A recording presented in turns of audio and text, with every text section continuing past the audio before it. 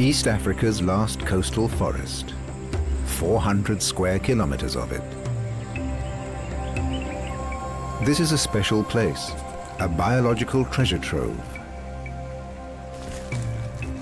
and the only home of an animal that hardly anyone ever sees.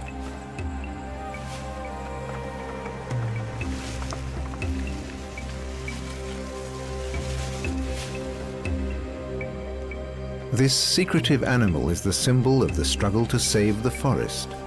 It's a creature out of a fairy tale, as strange as its name, the elephant shrew.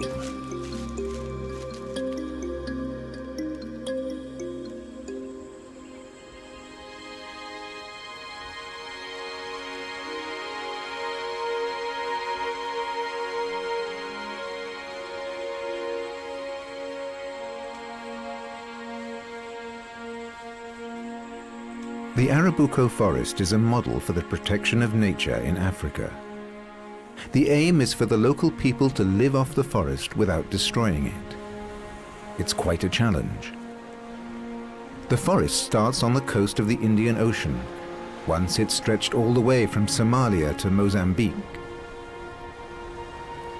The last traces are found in Kenya in East Africa, north of Mombasa. Arabuke Sokoke, the shadow forest of the elephants, and of their miniature cousins. One man here watches over all the living things in the forest. Willie Kombe grew up at the edge of the forest, and today he's a ranger. He's fascinated by all forms of life, even a hermit crab found far inland.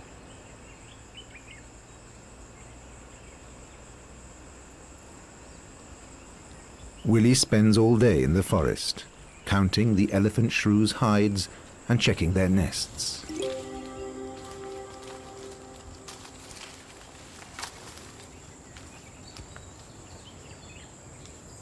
A pile of leaves like this is the overnight camp of one of these shy creatures. The number of nests indicates the number of animals.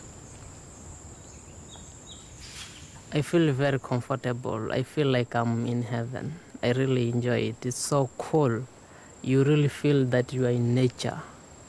Yeah, with the birds' songs, all the noise that you hear. Really nice for me. And what Willie likes best is the beast with a rat's tail, as big as a rabbit, with its golden hindquarters. Plus, of course, an elephant's trunk. It's all a bit of a puzzle for zoologists and classifiers.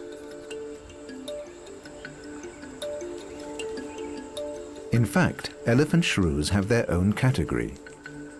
Because they're neither elephants nor shrews, they're nowadays known by their African name, Sengi.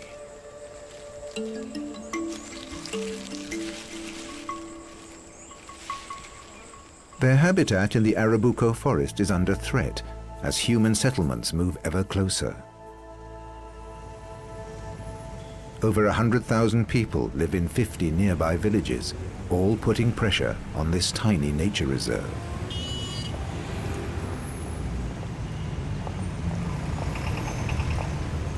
Many of the people are poor. That means they depend on the forest for food, medicine, fresh water, and firewood.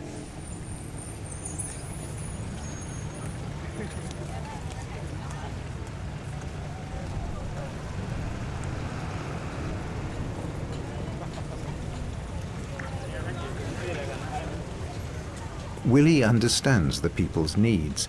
He knows if they have no alternative, they will destroy the forest.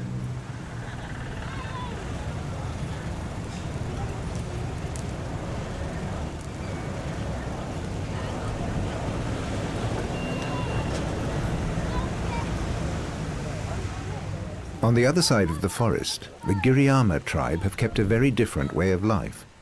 It's much more traditional.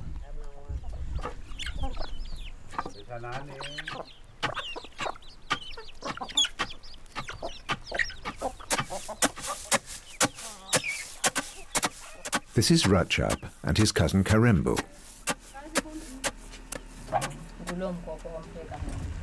Karembo is 12. She's preparing the dinner. She has to lend a hand at home. That doesn't leave too much time for homework and school books. And the family can't afford to send her to secondary school.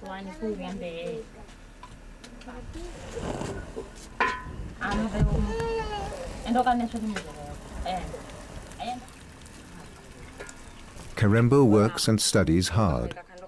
She's heard that you can get support for your education if you help to sustain the forest.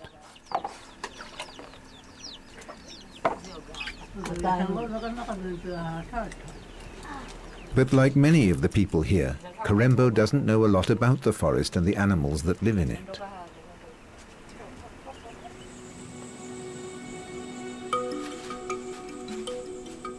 Elephant shrews. For some, they're a tasty morsel, a delicacy. But they're also the main attraction for tourists and the symbol of the forest.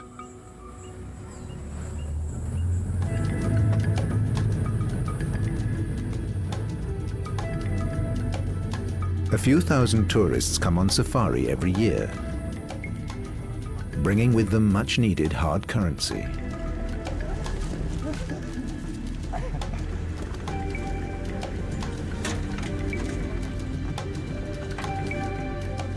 Willie is their guide. The forest is home to more than 600 kinds of plants and hundreds of animal species.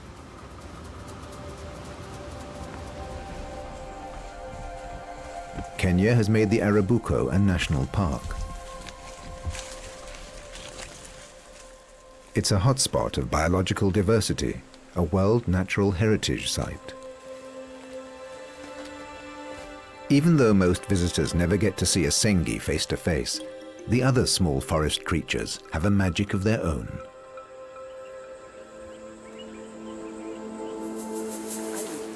What is it? A sticky insect. Yeah, it's quite harmless. Part of the safari fees go to help talented local school children.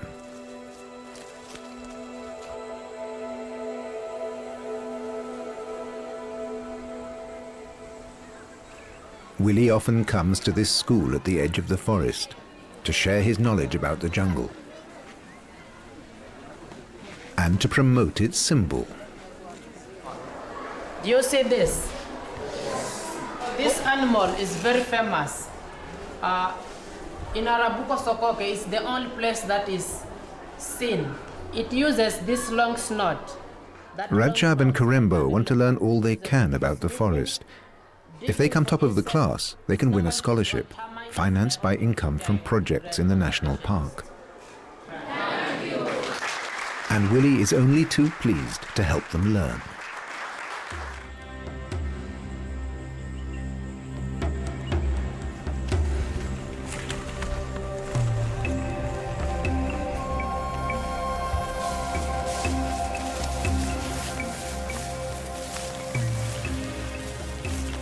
For the children, the forest is a scary place. It's where the spirits of their ancestors live.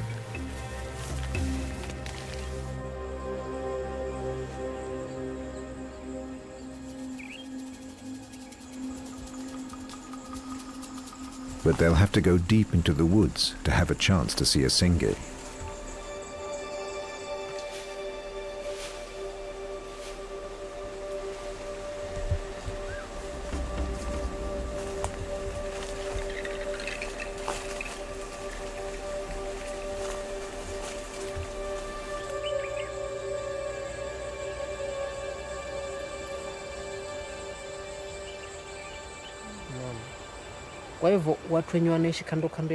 Willie introduces them to the songs of the forest birds.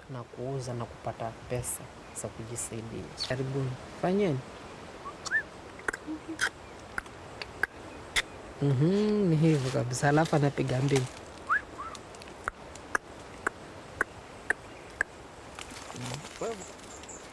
Lela kuona ile I like to see the trees that are used to chase away witchcraft. I like those trees over there.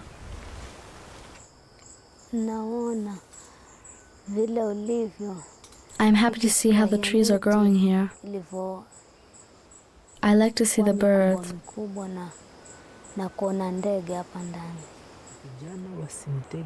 Willie explains to the children how an elephant shrew behaves.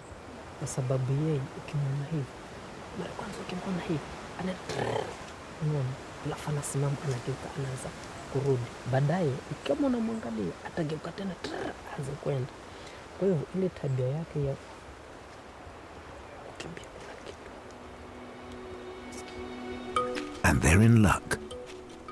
A real live elephant shrew. During the day, Sengi look for food. At night, they sleep in one of their leaf nests. The elephant shrew acts as an indicator of the forest, because where there is disturbance, you don't get the elephant shrews. Where the forest is quite thick, well, there's no illegal cutting, there are so many elephant shrews. But this habitat and the elephant shrews themselves are in danger.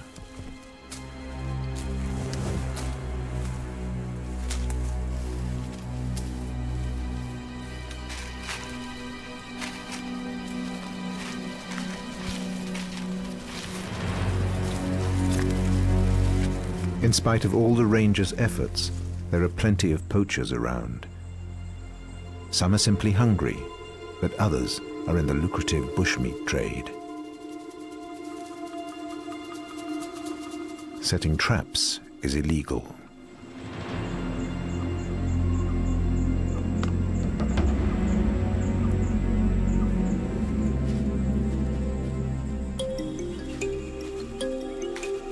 Elephant shrews are shy creatures.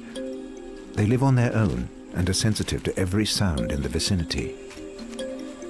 And they use their trunk to sniff out worms and beetles in the undergrowth.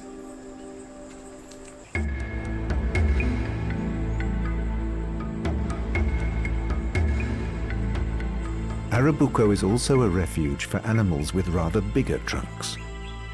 150 elephants live in the forest. In the evening, they leave their hides in the bush and approach the villages.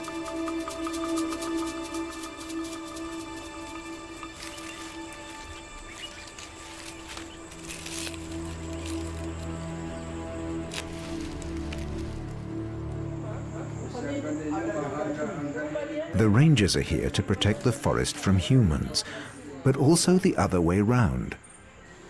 They're on duty through the night.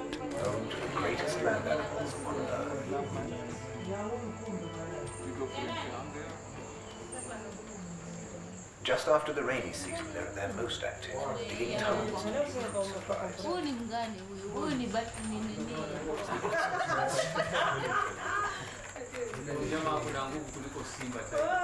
Tonight, everything seems calm. But suddenly,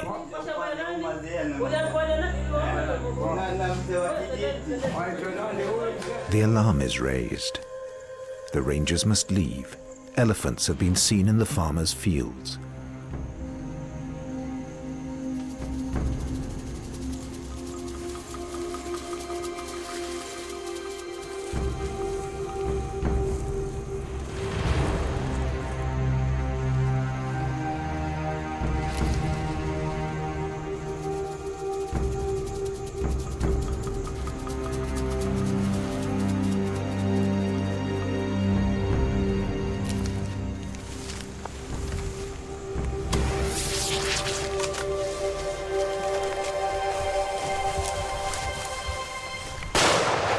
They mustn't hurt them, just frighten them away.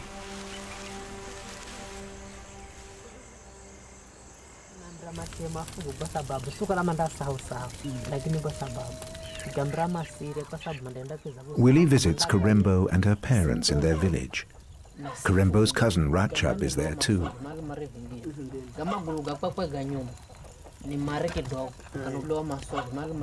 Willie tells them stories of his experiences in the forest.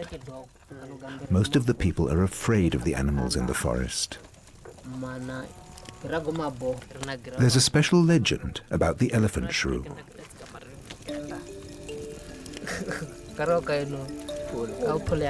If a pregnant woman eats one, she will have forgetful children. The idea comes from the shrew's flight behavior. When it's frightened, it runs forward a few steps and then stops, as though it's forgotten why it's running away. It starts and stops.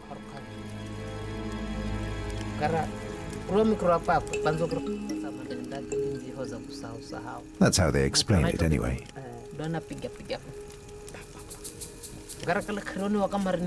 Ratchab and Karembo learn a lot from Willie about their magic forest.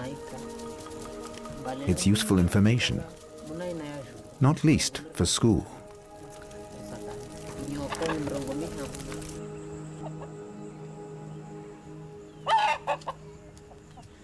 The next morning, Karembo sets off for school.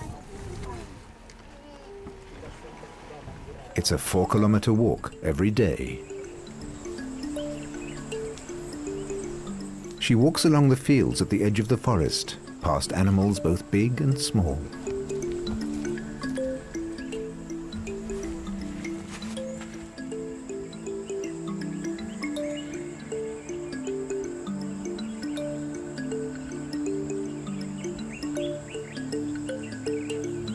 The children have to watch out for the elephants when they come close to the plantations.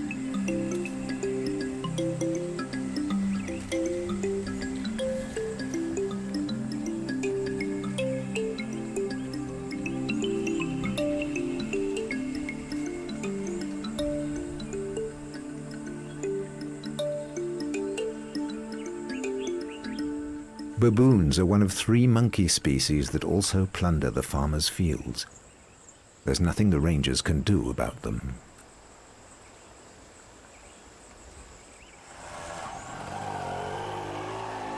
But they can combat the other animals threatening the villages and their fields.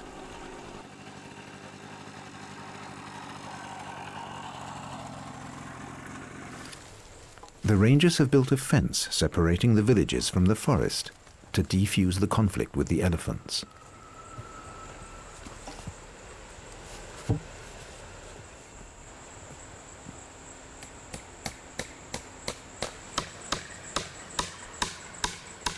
The fence doesn't quite surround the national park. There are still points where an elephant can cross to meet other elephants outside the park. Elephants are nomadic, and they're strictly protected in Kenya. The fence must be regularly checked. Elephants are quite capable of knocking it down.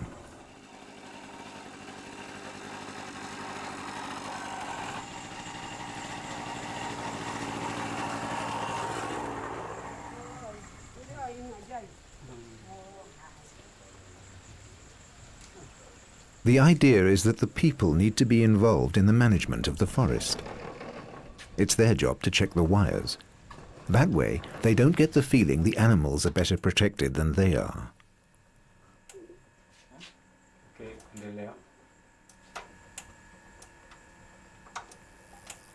Thanks to the electric fence, the fearsome jumbos are now respected neighbors. Village elder Nelly Katana is enthusiastic. I like them. I like to see them pass at a safe distance, and I admire them. But when they come nearer and destroy, no. We like them now, but we didn't before because they used to cause such havoc. When they came and damaged our property, we didn't like them at all. I used to say they should all be killed, but now I like them. A new image, the result of conflict management. Elephants are no longer seen as a danger, but are admired. Every evening, villagers gather at the fence, waiting for the jumbos to arrive.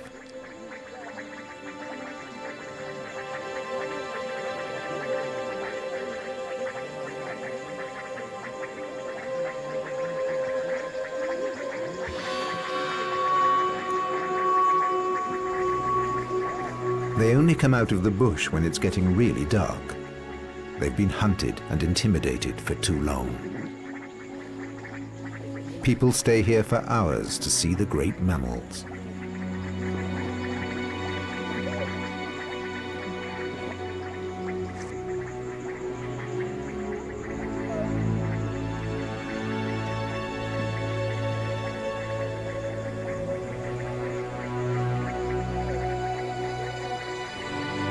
The elephants of the Arabuko forest are a little smaller than those of the savannah. They've adapted to the bush. But that other animal with a proboscis is much smaller still. Though they may be called elephant shrews, they're not related to shrews and only distantly to elephants and sea cows. At least that's what zoologists think.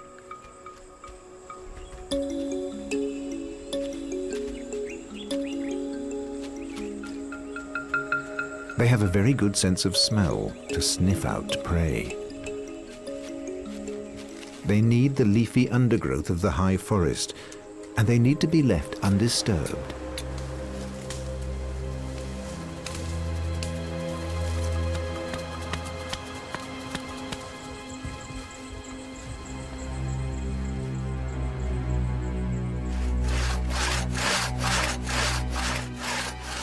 Sengis are threatened by the loss of their habitat.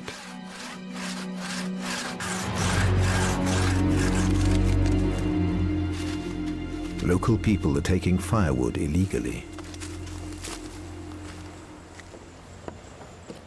But the forest is so much more than a source of raw materials. Tourists bring money into the region. Wildlife guides like Willie fuel the enthusiasm for the coastal forest.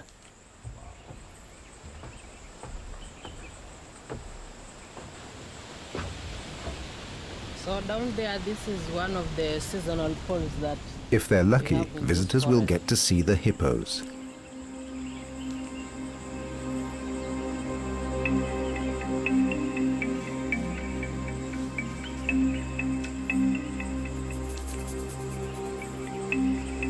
And 20 meters up on the platform of a baobab tree, they can admire the secret inhabitants of Arabuko. Many animals live only in the crowns of the trees.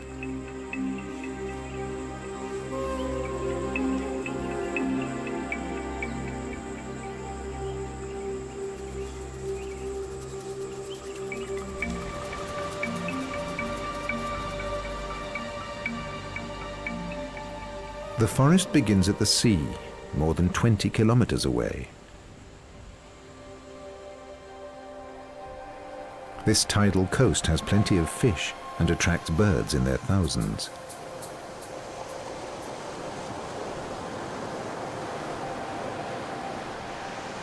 This coastal fringe is Africa's second biggest bird sanctuary.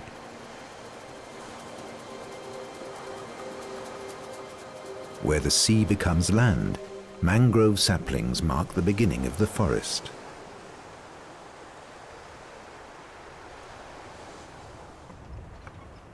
This tidal zone attracts the tourists too. The locals have built an observation platform. Entry fees from the tourists help boost the local economy.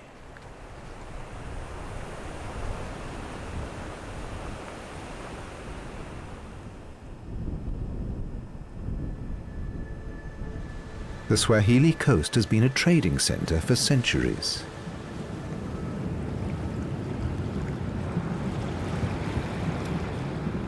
Spices and porcelain came from Arabia, India, and China. The forest yielded ivory, animal skins, and wood in exchange. In those days, the coast and the forest could sustain a flourishing population.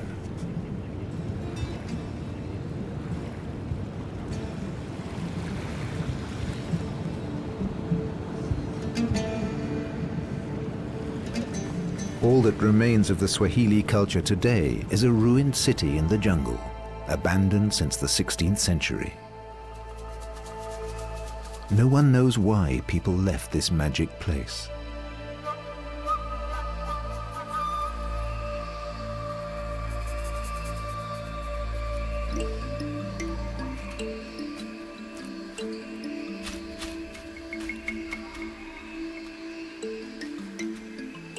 The forest has taken back this city built of coral stone. Now it looks like a backdrop for the Jungle Book. And just as in the book, it has new inhabitants.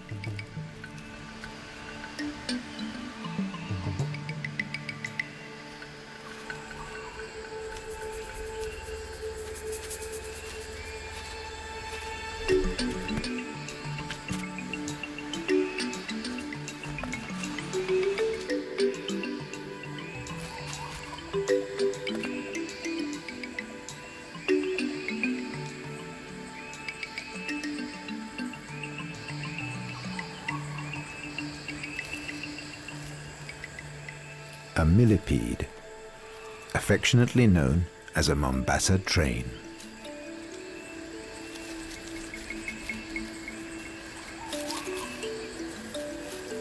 Sengis have sharp teeth to break through its hard carapace.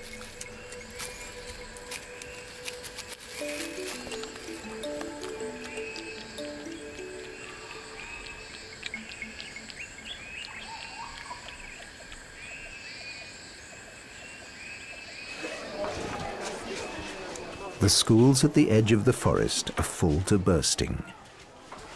They're short of buildings, books, and teachers.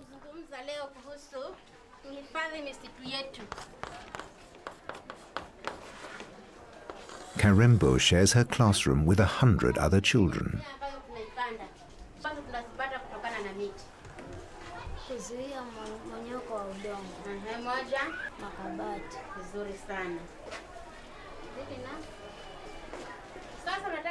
Karembo works hard. She wants to get good results. Most of her classmates will have to leave school at the age of 13. They have no money. But Karembo knows that if she studies hard, she can get support from the Environmental Fund for a better education.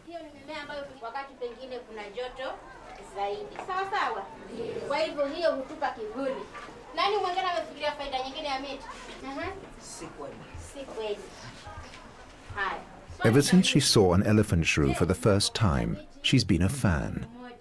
She just thinks they're funny.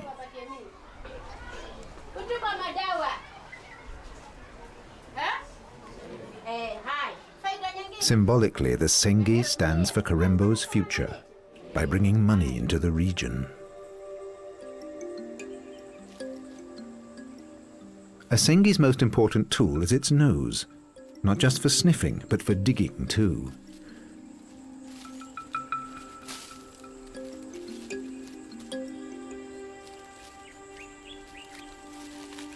It marks its territory with urine. A second elephant shrew would not be tolerated outside the mating season.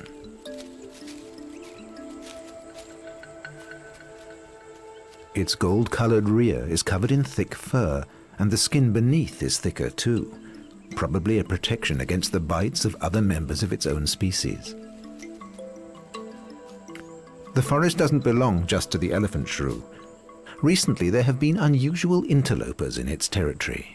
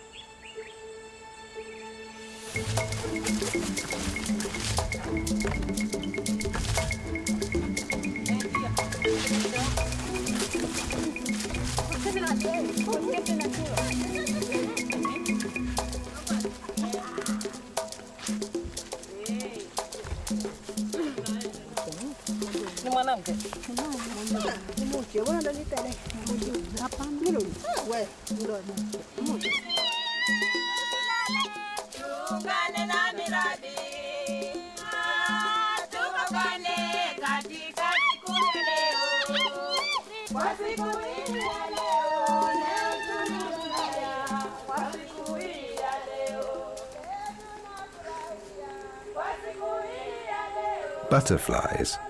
Hundreds of farmers on the edge of the forest are breeding them.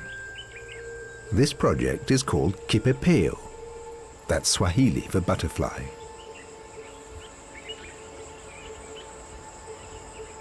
The farmers know every species and their needs.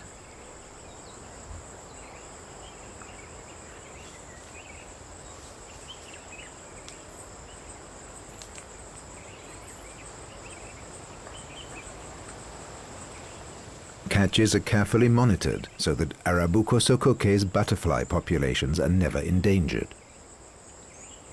The butterflies lay their eggs on the same leaves they feed on.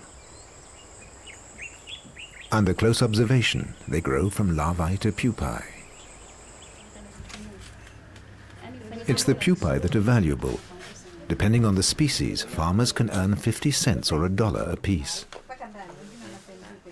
It's a legal alternative for many who would otherwise have gone poaching. It's given hundreds of families a secure income.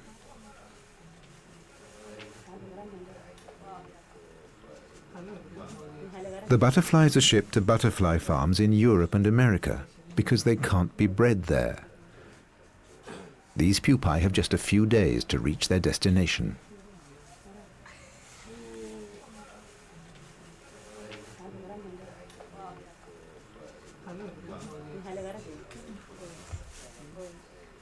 The forest is beginning to pay for itself. So these people will protect it. That's the thinking behind Kipepeo.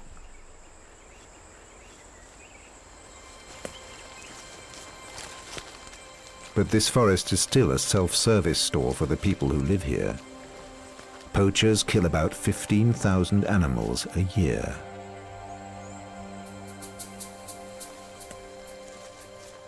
Willie often finds extremely well-made traps, many of them designed for elephant shrews.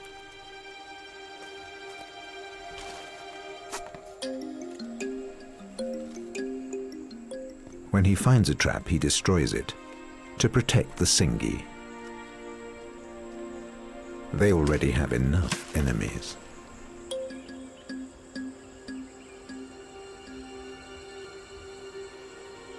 Enemies like the puff adder.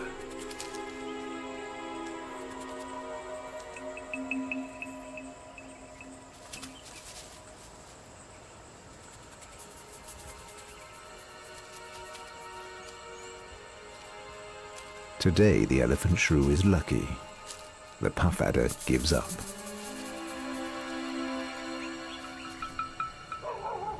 Here at the snake farm at the edge of the forest, the poisonous puff adder is highly valued and treated with respect.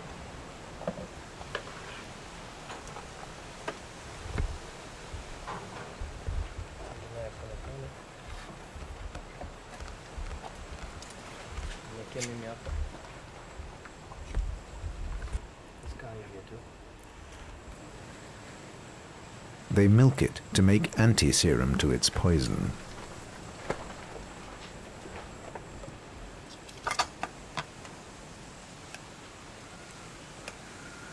The puff adder is responsible for 90% of deaths from snake bites in this region. Arabuko is a paradise for snakes, and it's crucial to have the antidotes close by. This farm holds about 50 different species of snakes.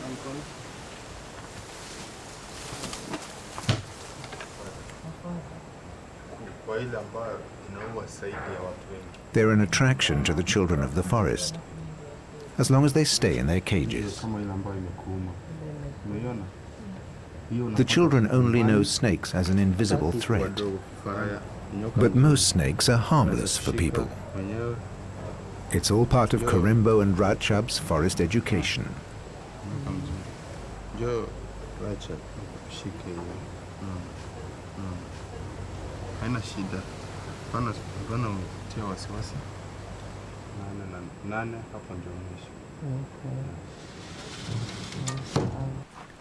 Bit by bit, Willie reveals to them the world on their doorstep. A world that's disappearing. Deciduous forests are rare in Kenya. They cover less than 2% of the country. Yet Arabuko has very many rare trees, and some that grow nowhere else. But the local people still need wood for their fires.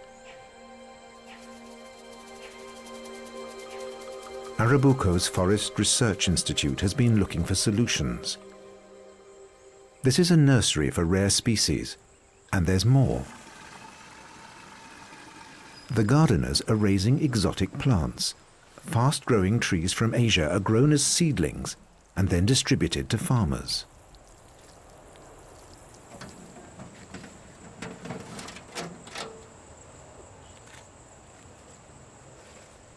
Seedlings of hope, that the trees in the forest may be left alone.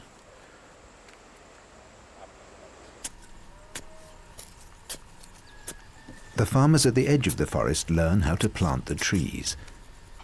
Karembo's father is one of them.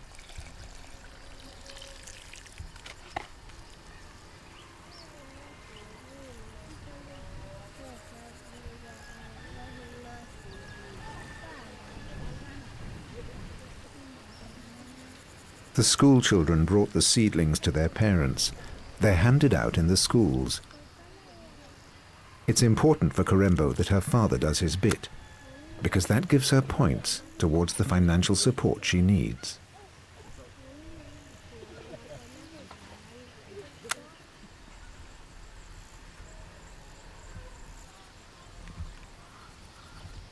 In 6 years' time, this delicate plant will be big enough to use as wood for building.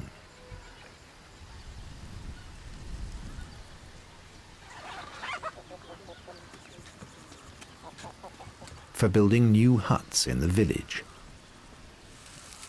That means Karembo's father won't have to go into the woods to cut down trees, and the Elephant Shrew's territory will remain undisturbed.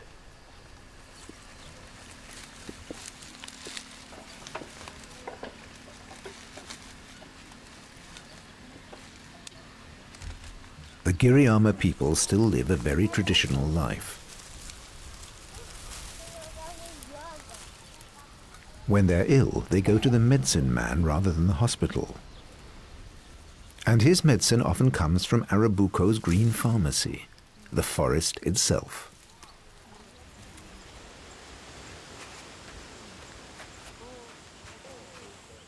The Forest Institute has alternatives to offer here too. Kama hapa kidogo unatia uzi unafisha kwa mtoto ndani ya joint hapa. Natural local remedies are brought from the forest and planted in the medicinal garden. This adds to the Institute's knowledge and protects the forest. Then the herbs in the garden are harvested.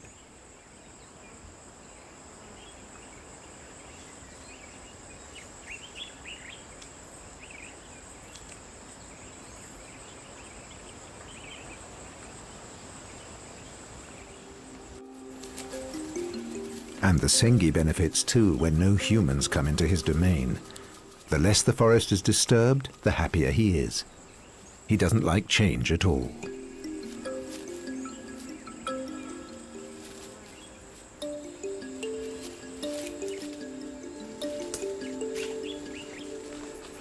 Today, Willie is following a different trail.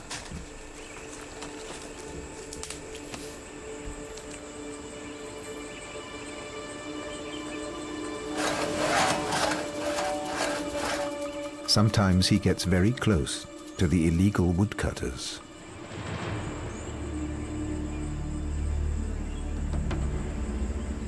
Sometimes we meet with poachers, but the way they react, it depends on how you are going to. Sometimes if you confront them, like asking, what are you doing with the matches, such like things, they may be very aggressive and they might be dangerous. So sometimes we just overlook them, but when you reach to the office, you report them and then people can go for them. Willie reports his sightings at the headquarters of the Kenya Wildlife Service.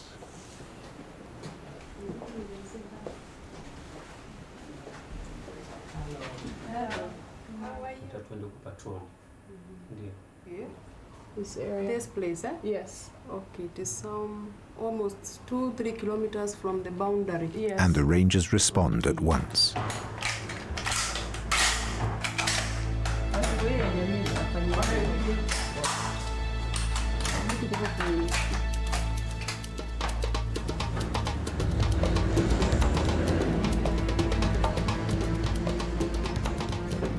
It can be a dangerous mission. Poachers are often armed with machetes or bows and arrows.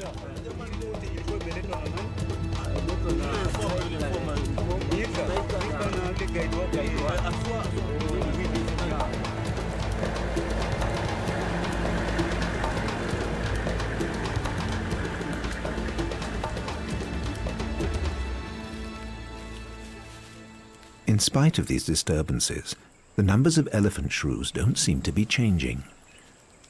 No one knows exactly how many there are. But naturalists and rangers are continuing their struggle to save the species and its habitat.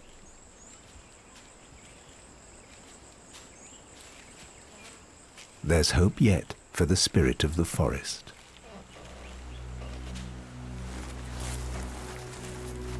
The rangers are hard on the heels of the poachers.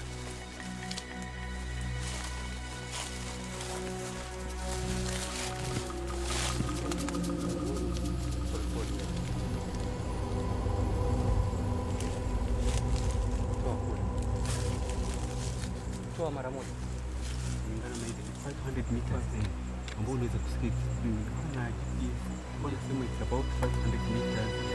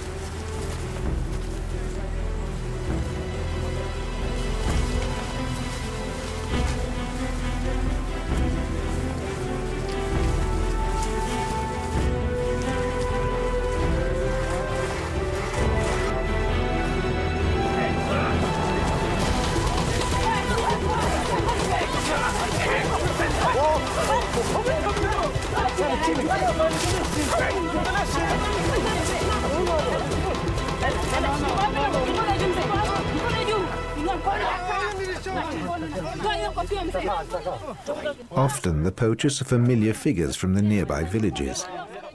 But increasingly, the woodcutters are from further away. They know they can do good business with the wood. Most likely, the judge will find them, and they'll spend some time in jail.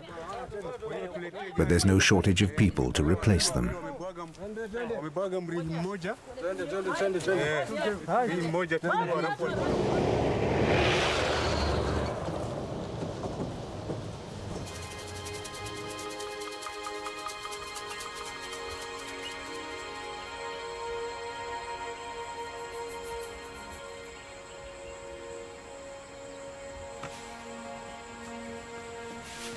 At the edge of the forest, some of the children are getting ready for a special day. An awards ceremony. Rachab and Karembo have done it.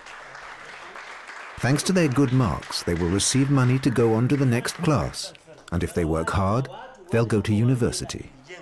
Ambao ni watu wanabu. Karembo Kazungu, tafadhali usimame na uje hapa mbele.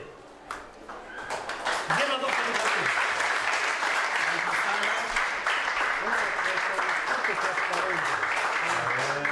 Karibuni, uitunze. Sasa tu. Haya, karibu.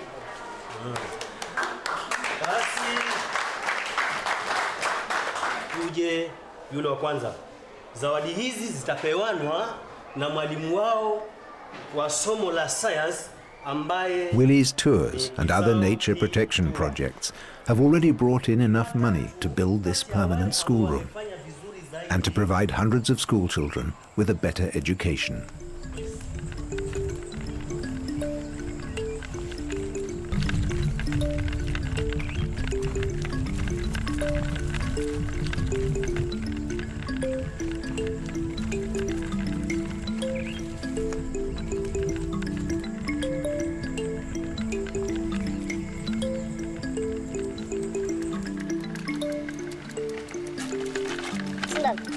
Rachab and his cousin Karembo will one day live in better conditions.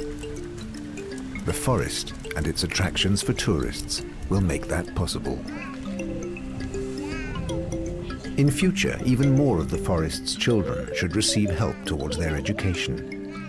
And Willie hopes that they will protect the forest too.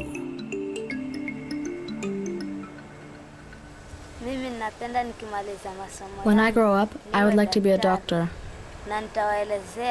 I will teach our community how to preserve the forest, plant trees, and protect the environment.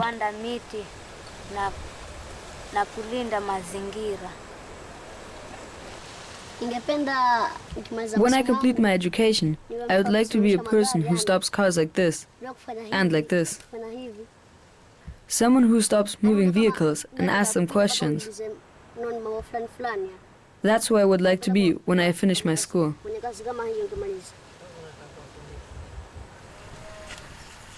In the holidays, the children often go into the forest.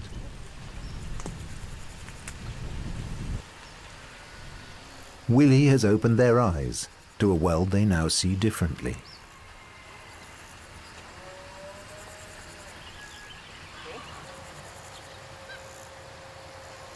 Willie is in the forest every day. He's happy with the progress they're making there. There is no problem. Very few people are still ignorant, but majority of them are benefiting. So there is future for this forest. Yeah.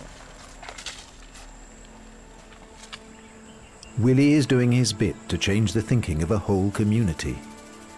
And that will preserve the Sengi's only habitat for the future.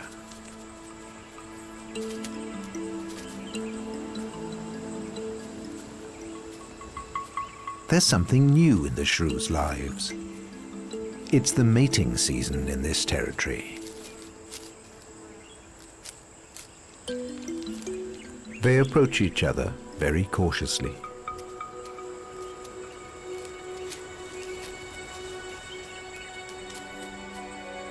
Willie has done all he can to ensure their survival. Now they have to do their bit, so there will be enough elephant shrews in the future.